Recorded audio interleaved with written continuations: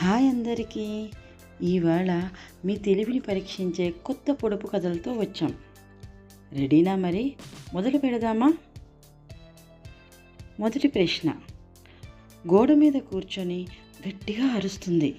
మనిషి కాదు, జంతువు కాదు, ఏమిటది? చెప్పుకొని చూద్దాం. గడియారం. రెండో ప్రశ్న. చెట్టు లేదు కానీ ఆకులున్నాయి. ఇంట్లో ఉంటుంది కానీ అడవికి సంబంధించిన కథలు చెప్పుతుంది. ఏమిటది? చెప్పుకొని చూద్దాం.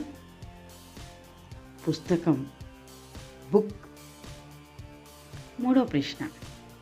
నోటితో తినదు కానీ నీరు లేకపోతే చనిపోతుంది. వేసిన చోటే ఉంటుంది, కదల్లేదు. ఏమిటది? చెప్పుకొని చూద్దాం. మొక్క. ఇంకో ప్రశ్న. ఉదయం చిన్నది, మధ్యాహ్నం పెరుగుతుంది, సాయంత్రానికి మాయమైపోతుంది. ఏమిటది? చెప్పుకొని చూద్దాం. నీడ, షాడో. నచ్చాయా?